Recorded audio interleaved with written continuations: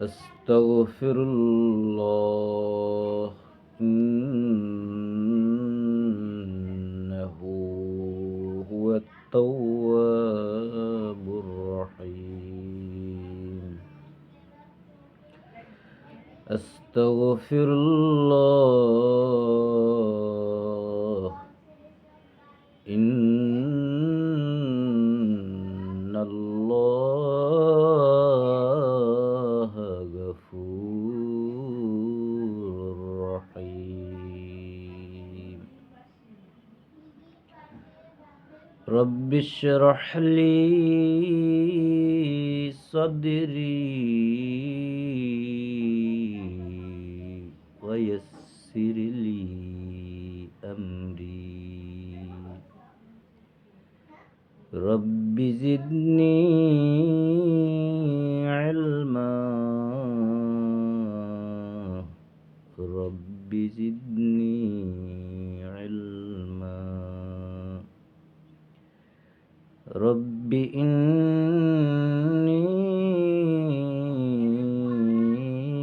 أعوذ بك أن أسألك ما ليس لي به علم وإلا تغفر لي وترحمني أكن من الخاسرين.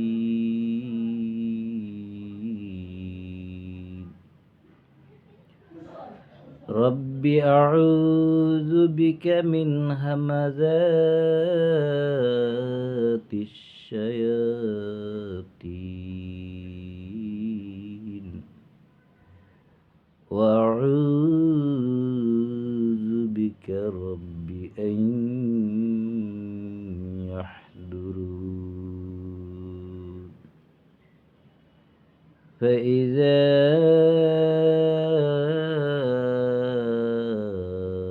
قرأت القرآن فاستعذ بالله من الشيطان الرجيم.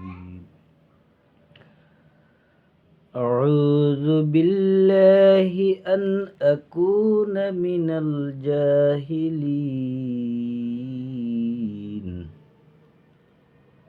بسم الله الرحمن الرحيم.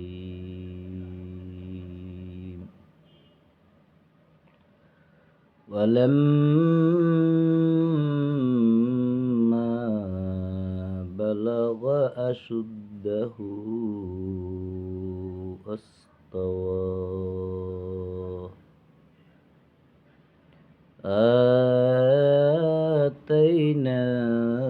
آتيناه حكما وعلما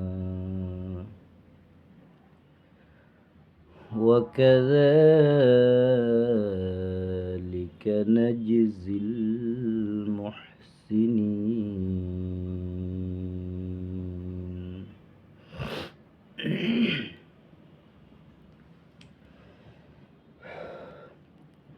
بسم الله الرحمن الرحيم. 28 নং সূরা আল কাসাসের 14 নং আয়াত তেলাওয়াত করলাম।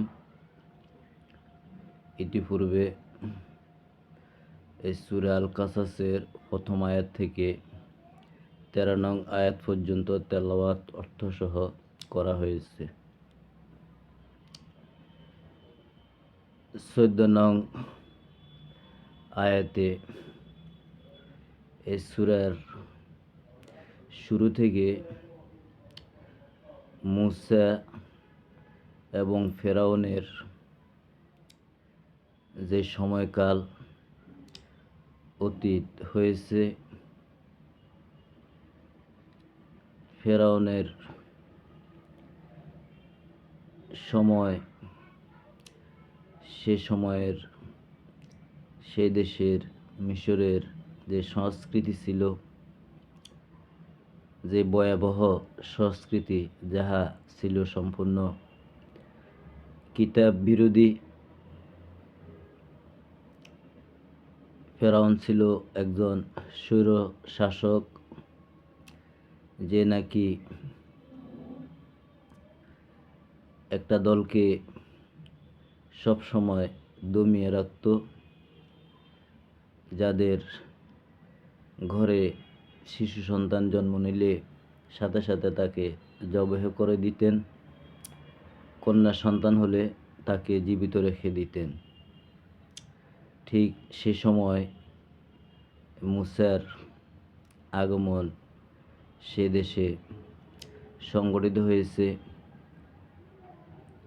সেই মুসার জন্ম লগ্নের পূর্বক্ষণ যে সময়টা অতিক্রান্ত হয়েছে, সেই সময়টার কথাও এখানে তুলে ধরা হয়েছে।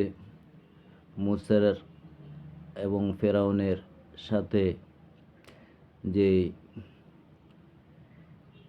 পারিবারিক সম্পর্কের যে বন্ধন আল্লাহ সৃষ্টি করে দিলেন, পরক্ষণে আবার স্পষ্ট করে দিলেন যে মুসাকে দিয়ে আল্লাহ এই বনী ইসরাইলকে ফেরাউনের কবল থেকে মুক্তি করার পরিকল্পনা করছেন, সেটাও আল্লাহ স্পষ্ট করে দিলেন।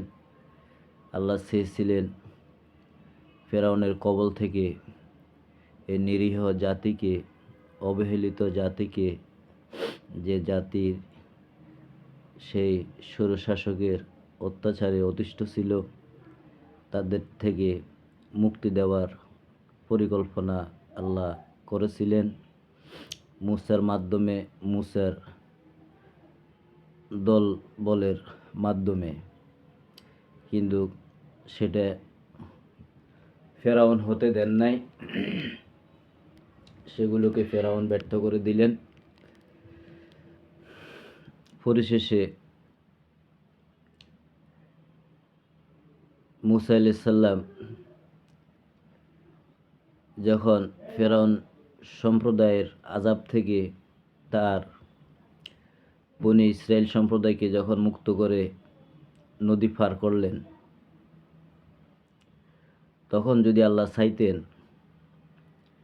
ফেরাউনকে ধূলিসাৎ করে নিঃশেষ করে মুসাকে সেই মিশরে বিজয় দান করতেন, এটা আল্লাহ চাইলে তখন পারতেন। তাহা না করে আল্লাহ মুসাকে নিয়ে, মুসার সেই 6 লক্ষ বনী ইসরাইলকে নিয়ে, মুসার যত প্রোগ্রাম ছিল, আল্লাহর যত পরিকল্পনা ছিল, মাইক গুছিয়ে সব কিছু পরিত্যাগ করে আল্লাহ ফেরাউনের রাজ্য থেকে মুসাকে সরিয়ে দিলেন একটি সাহায্যের মাধ্যমে। তেমনিভাবে আমাদের রাসূল সাল্লাল্লাহু আলাইহি সাল্লামকে আল্লাহ নবুয়ত দান করে সেই জাহলিয়াতের যুগে, অজ্ঞতার যুগে, বর্বরতার যুগে যে ভয়াবহ যে জাহেলিয়ত তখন আরবে বিরাজ করছিল, তারাও শিশু সন্তানকে জীবন্ত পুঁতে ফেলত।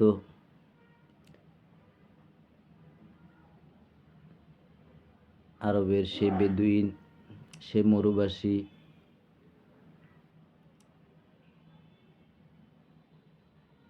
সে আরবে জন্ম নেওয়া আরবের সেই লোকজন থেকেই, সে অধিবাসী থেকেই আল্লাহ একজনকে রাসূল মনোনীত করলেন, কিতাব দান করলেন, সত্যের সন্ধান দিলেন। আর রাসূল যখন সত্যের পথে সে আরববাসীকে আহ্বান করছেন, দীর্ঘ 13টি বছর কোরআনের কথা বলতে গিয়ে, কিতাবের কথা বলতে গিয়ে, আল্লাহর একত্ববাদ ঘোষণা করতে গিয়ে সেই স্বৈরশাসক আবু জেহেল, তার সমস্ত অনুসারী, আবু জেহেলের সকল গোষ্ঠী একত্রিত হয়ে নবী মুহাম্মদকে শেষ পর্যন্ত এই মক্কা থেকে বিতাড়িত করলেন। তখনও আল্লাহ চাইলে সে আবু জেহেলের পুরো বংশকে আল্লাহ ধূলিসাৎ করে নবী মুহাম্মদকে এই আরবের বুকে তখন বিজয় করে যদি আল্লাহ চাইতেন দিতে পারতেন। সেটা না করে আল্লাহ নিজেই নবীজিকে পরামর্শ দিলেন, নির্দেশ দিলেন মক্কা ত্যাগ করে মদিনায় হিজরত করার জন্য। সেই নির্দেশ পেয়ে রাসূল সাল্লাল্লাহু আলাইহি সাল্লাম মক্কা ছেড়ে মদিনায় গিয়ে সেখানে অবস্থান করলেন 10 বছর। পরবর্তী 10 বছরে সমগ্র আরবে তিনি ইসলামের যেই বিস্তার ছড়িয়ে দিলেন, আল্লাহর একত্ববাদ ঘোষণা করে সমগ্র আরব ভূমিতে যে দৃষ্টান্ত রেখে গিয়েছিলেন, আজও সেই ইতিহাস সকলেরই জানা। সমগ্র বিশ্ব আজও সেই ইতিহাস স্মরণে রেখেছে। তো এভাবে যুগে যুগে আল্লাহ তার আয়াত, তার বিধিবিধান, তার কিতাব আল্লাহর এই জমিনে বাস্তবায়ন করতে চেয়েছেন, কিন্তু মানুষ আল্লাহর এই কিতাব কোনো যুগে মেনে নেন নাই, এখনও কেউ মেনে নেয় না। প্রত্যেকের নিজ নিজ মতাদর্শে, নিজ নিজ দলের অনুসারী, নিজ নিজ কিতাবের অনুসারী, নিজ নিজ সংবিধানের অনুসারী, যেগুলো তারা নিজেরাই তৈরি করে, তারা তাদের কিতাব অনুযায়ী ব্যাখ্যা, বিভিন্ন উপদেশ আদেশ দিয়ে যুগ যুগ ধরে এই পৃথিবী শাসন করছেন। এটা পূর্বেও ছিল, এখনও আছে, ভবিষ্যতেও থাকবে। আল্লাহর কিতাব শোনার মতো লোক আল্লাহর এই জমিনে খুব কম সংখ্যকই থাকবেন।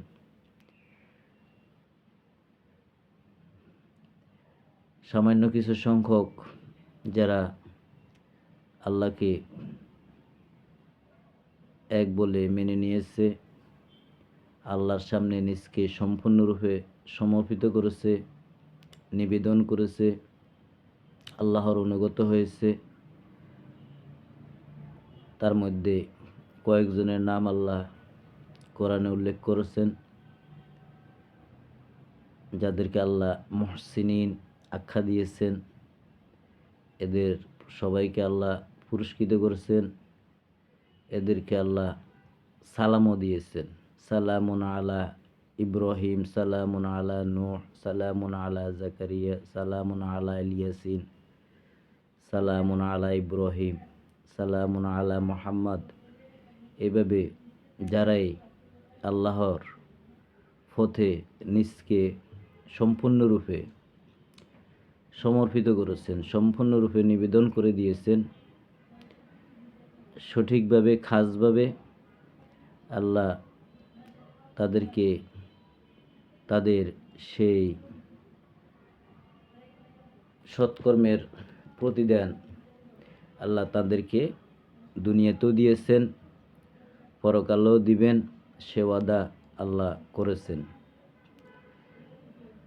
তাহলে আল্লাহর কথা, আল্লাহর এই কিতাব, আল্লাহর আয়াত, আল্লাহর আদেশ, আল্লাহর নির্দেশ পূর্বেও কেউ মেনে নিতে পারে নাই, এখনও কেউ মেনে নিতে পারছে না, ভবিষ্যতেও এই দ্বারা অব্যাহত থাকবে। আল্লাহ যাকে যোগ্য মনে করবেন তাকে শুধু এই পথে, এই সঠিক পথে পরিচালিত করবেন, যার পরিমাণ খুবই নগণ্য, সামান্য। তো এখানে মূসা আলাইহিস সালামের আর ফেরাউনের ঘটনা বলতে গিয়ে সূরা আল কাসাসের প্রথম আয়াত থেকে 13 নং আয়াত পর্যন্ত আয়াতগুলো আগে অর্থ করা হয়েছে, পূর্বের ঘটনা বর্ণনা করা হয়েছে। 14 নং আয়াত আল্লাহ বলছেন, ওয়ালাম্মা বালাগা আশুদ্দাহু, যখন পৌঁছে গেল মূসার যৌবন, অর্থাৎ মূসা আলাইহিস সালাম যখন এই ফেরাউনের ঘরে যৌবনে পদার্পণ করলেন,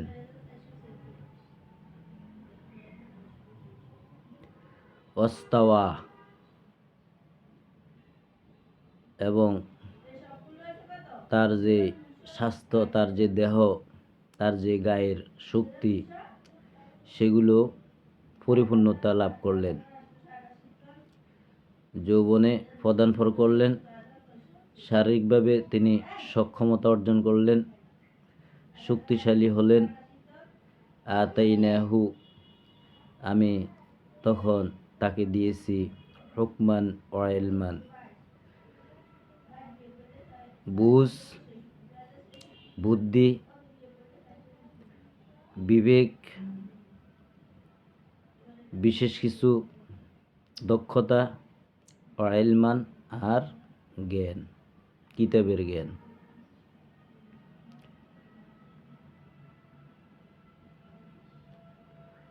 উপযুক্ত বয়সে যখন উপনীত হলেন, যৌবনে যখন তিনি পদার্পণ করলেন, এ সময় আল্লাহ তাকে হুকমান ওয়া ইলমান, বিশেষ বিশেষ জ্ঞান, বুঝ, বুদ্ধি, বিবেক, বোধ শক্তি, আর কি দিলেন? এলেম, এলেম দিলেন, কিতাব দিলেন, কিতাবের জ্ঞান দিলেন। ওয়াকাযালিকা নাজিজিল মুহসিনিন, ওইভাবে আমি সৎকর্মশীলদের পুরস্কৃত করে থাকি, প্রতিদান দিয়ে থাকি। যে কথা আমি একটু আগে আলোচনা তুলে ধরছি, যুগে যুগে যারাই সৎকর্মশীল হবে, আল্লাহর প্রতি বিশ্বাসী হবে, সৎকর্ম সম্পাদন করবে, আল্লাহ তাদেরকে তাদের এই সৎকর্মের জন্য পুরস্কৃত করবেন, প্রতিদান দিবেন তাদের এই সৎকর্মের।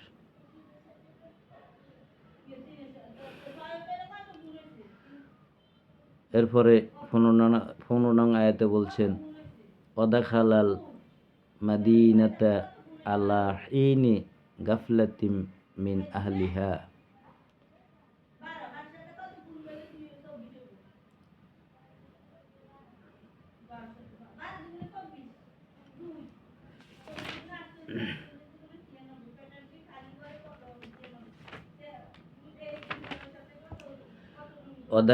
ওয়াদাখালা যখন প্রবেশ করলেন মূসা এমন একটি শহরে, যে শহরের লোকজন তখন ছিল অমনোযোগী, বেখেয়ালি, গাফেল। ওয়াদাখালাল মাদিনাতা আলা হিনি গাফলাতিম মিন আহলিহা, সেই যে শহরে তিনি প্রবেশ করলেন, যে শহরে তিনি উপস্থিত হলেন, তখন সে শহরের লোকজন ছিল এমন এক অবস্থায়, এমন এক অমনোযোগী, এমন এক গাফেল পরিবেশে।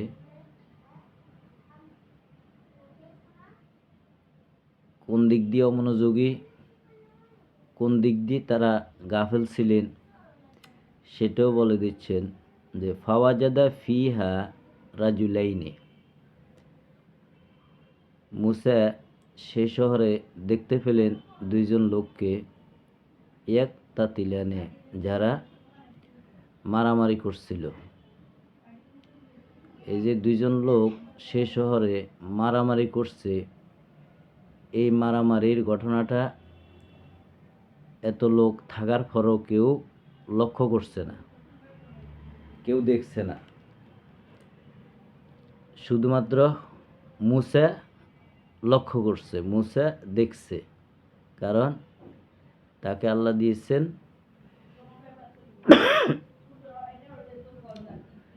আকল, বোধ, বিবেক, বুদ্ধি, বুঝ।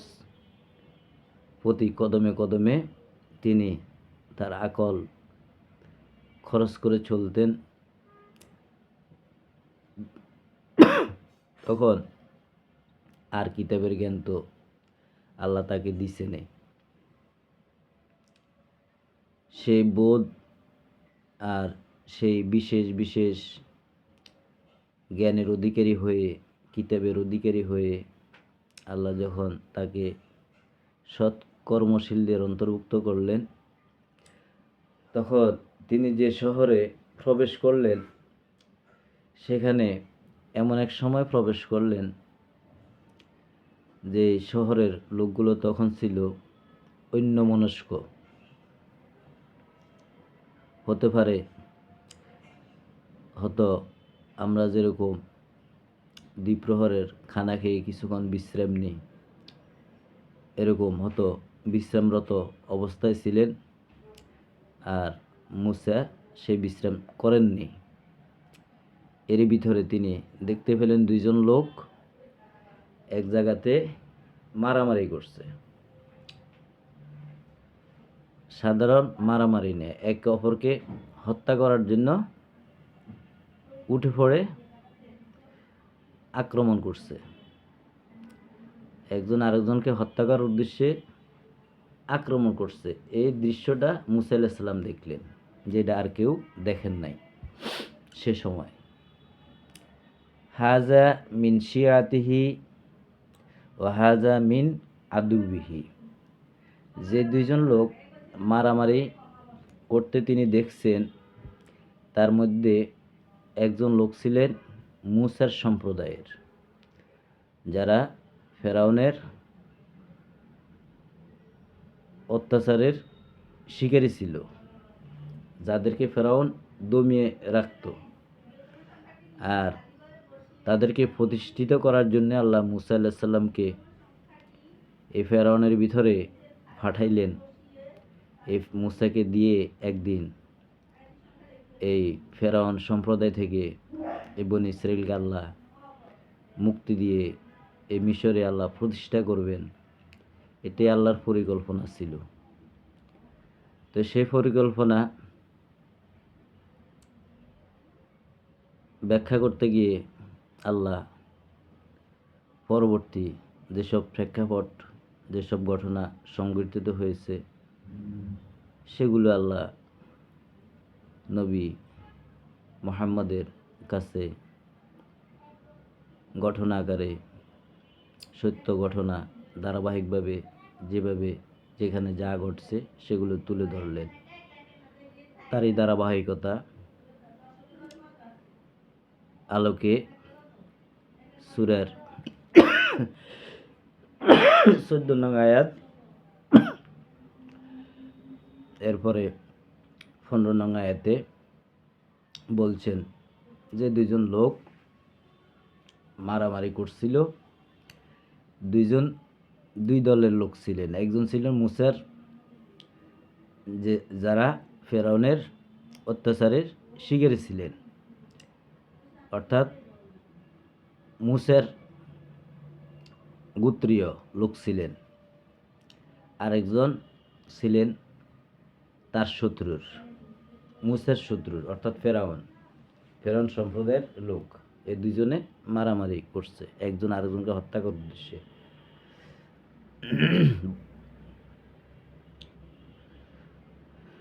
হাজা মিন শিয়াতিহি ওয়া হাজা মিন আদুবিহি। একজন মুসার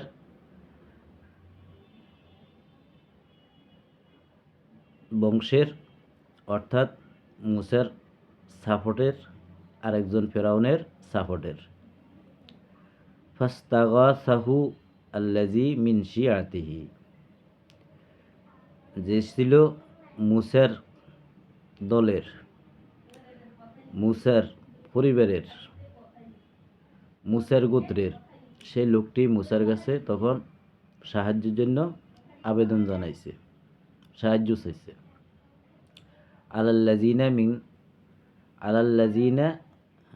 আলাল্লাযী মিন আদুবিহি, সেই শত্রুর ব্যাপারে, অর্থাৎ ফেরাউনের লোকটা থেকে যেন তাকে রক্ষা করে নিরাপদ রাখে, সেজন্য মুসার কাছে মুসার সম্প্রদায়ের লোকটা সাহায্য চেয়েছিল। ফাওয়া কাজাহু মুসা, মুসা তার সাহায্যে সাড়া দিয়ে তাকে একটা থাপ্পড় মারলেন। ফাকাদ আলাইহি, সাথে সাথে সেই লোকটি জাগাত নিহত হইল, মৃত্যুবরণ করল। আর এতে মুসার কাল হয়ে গেল, অর্থাৎ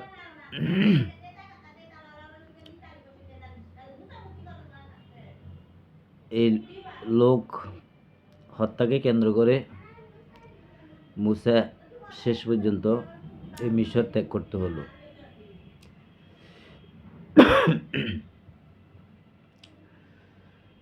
ফাওয়াকাজাহু মুসা, মুসা তাকে একটা চড় মারলেন, একটা থাপ্পড় মারলেন। ফাকাদ আলাইহি, এরপর থেকে তার উপরে নেমে আসলো একটা বিপদ সংকেত, ভয়াবহ একটা পরিস্থিতি, আর লোকটা জায়গায় নিহত হয়ে গেল।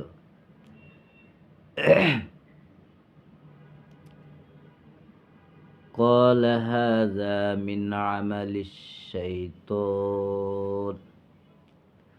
তখন আল্লাহ যে তাকে বুঝ দিয়েছেন, বিবেক দিয়েছেন, বুদ্ধি দিয়েছেন, কিতাবের জ্ঞান দিয়েছেন, সেই বুঝ, সেই কিতাবের জ্ঞান থেকে তার ভিতরে বুঝ উদয় হইল, বোধ জন্মিল যে এটা তো মানুষের কাজ হইতে পারে না, এই কাজটা তো শয়তানের।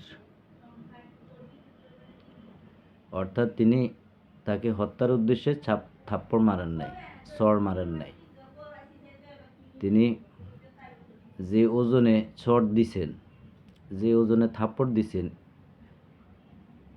এই ওজনের থাপ্পড়ে, এই ওজনের চড়ে ওই লোকটা মারা যাওয়ার কথা না, কিন্তু ঘটনাক্রমে সে জায়গায় নিহত হইল।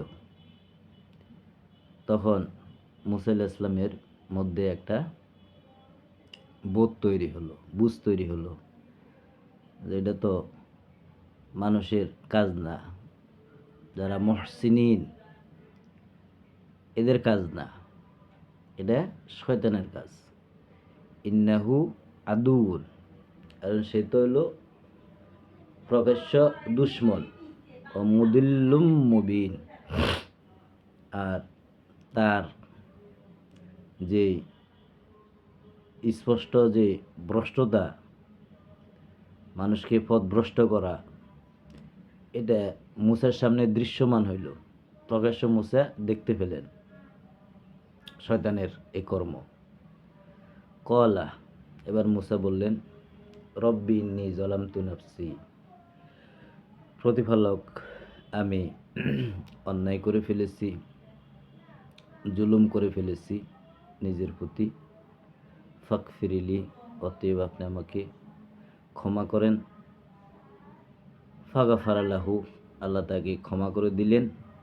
ইন্নাহু হুয়াল গফুরুর রহিম, নিশ্চয় আল্লাহ ক্ষমাশীল এবং দয়ালু।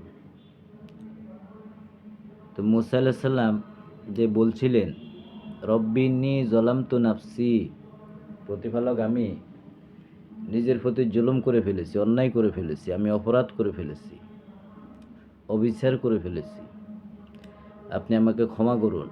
আর আল্লাহ তাকে ক্ষমা করে দিলেন। কখন ক্ষমা করলেন? যখন তিনি তার ভিতরে বোধ তৈরি হলো, বুঝ তৈরি হলো, অর্থাৎ তিনি যে অন্যায় করছেন, ভুল করেছেন, দোষ করেছেন, অপরাধ করেছেন, এটা স্বীকার করলেন, আল্লাহর সামনে স্বীকার করলেন। আল্লাহ যে হিকমত দিয়েছেন, এলেম দিয়েছেন, সেই কিতাবের জ্ঞান দিয়ে তিনি আল্লাহর কাছে এই অপরাধের জন্য ভুল স্বীকার করলেন। তা আমরা ভুল করি, আল্লাহর সামনে ভুল স্বীকার করি না, বরং আমরা গোপন রাখি। অন্যায় করে অন্যায় গোপন রাখতে চেষ্টা করি, ভুল করি ভুলকে স্বীকার না করে এটাকে আরো চ্যালেঞ্জ করতে চেষ্টা করি। তো ক্ষমার জন্য শর্ত হচ্ছে যে কোনো অন্যায়, যে কোনো অপরাধ, যে কোনো গুনাহ করলে নিজের মধ্যে যখন বোধ তৈরি হয়, যখন স্বীকার করে, যেরকম ইউনুস নবী মাছের পেটে যখন বোধ জমলেন, তার অন্তরে যখন জাগলো যে এটা আমার ভুল হয়েছে, তখন তিনি মাছের পেটে বলে ফেললেন, লা ইলাহা ইল্লা আনতা সুবহানাকা ইন্নী কুনতু মিনাজ জালিমিন। আল্লাহর সাথে সাথে তাকে ক্ষমা করে দিলেন, মাছের পেট থেকে আল্লাহ ইউনুসকে মুক্তি দিয়ে দিলেন। তো মুসাকে আল্লাহ যখন ভুল স্বীকার করলেন, আর এই ভুলের বোধ যখন তৈরি হইল, তখন আল্লাহ মুসাকে ক্ষমা করলেন, যেহেতু আল্লাহ ক্ষমাশীল, দয়ালু। قال رب بما أنعمت علي فلن أكون ظهيرا للمجرمين। মুসা বললেন, প্রতিপালক, قال ربي, হে আমার প্রতিপালক, বিমা আনআমতা আলাইয়া, আপনি আমার প্রতি যে অনুগ্রহ দেখাইয়াছেন, আপনি আমার প্রতি যে অনুগ্রহ দেখাইয়াছেন, আমাকে যে ক্ষমা করেছেন, আমার অপরাধ যে আপনি মার্জনা করে দিয়েছেন, সাথে সাথে আল্লাহ দোয়া করার সাথে সাথে আল্লাহ কি করলেন? মুসাকে মাফ করে দিলেন। তো এই যে নেয়ামত, এই যে দয়া, এই যে ক্ষমা আপনি আমার প্রতি করেছেন, ফালান আকুনে জহিরন লিল মুজরিমিন, এখন থেকে আমি আর কোনো অপরাধীকে কি করব না? সাহায্য করব না, কোনো অন্যায়ের কাজে আমি এগিয়ে আসব না। আকুনে, ফালান আকুনে জহিরন লিল মুজরিমিন, যারা অপরাধ করে, যারা অন্যায় করে, জুলুম করে, অবিচার করে, অত্যাচার করে, আমি এদের সহযোগী আর হব না। তোবা করে ফেললেন সাথে সাথে, আমি আর এদের সহযোগী আর হব না, এদেরকে আমি আর সাহায্য করব না, প্রতিজ্ঞা করে নিলেন। আল্লাহ রাব্বুল আলামিন আমরা যারা আল্লাহ একজন আছেন বিশ্বাস করি, আল্লাহর কথা সত্য, আল্লাহর বাণী সত্য, আল্লাহর কিতাব সত্য। পৃথিবীর মানুষকে আল্লাহ দিয়েছেন একটি মাত্র কিতাব, এমন একটা কিতাব যে কিতাব আল্লাহ কোনো কিছু বাদ রাখেন নাই, কোনো কিছু গোপনও করেন নাই। সব কিছু তিনি খুলে খুলে শব্দে শব্দে প্রতিটা আয়াতে আল্লাহ বর্ণনা করে দিয়েছেন কোন পথে মানুষের শান্তি, কোন পথে মানুষের দুঃখ দুর্দশা দুরবস্থা, সব কিছু আল্লাহ তার কিতাবে বর্ণনা করেছেন। বিভিন্ন দৃষ্টান্ত তিনি কিতাবে তুলে ধরেছেন, বিভিন্ন নবীদের রাসূলদের জীবন, বিভিন্ন রাসূলদের ইতিহাস ধারাবাহিকভাবে তিনি কোরআনের বিভিন্ন সূরা তিনি দৃষ্টান্ত রেখেছেন। পাশাপাশি আমাদেরকে উপদেশ হিসেবে গ্রহণ করার জন্য আল্লাহ নির্দেশ দিয়েছেন এবং সে স্বাধীনতাও দিয়েছেন। আমরা চাইলে মানতেও পারি, চাইলে আবার বর্জনও করতে পারি।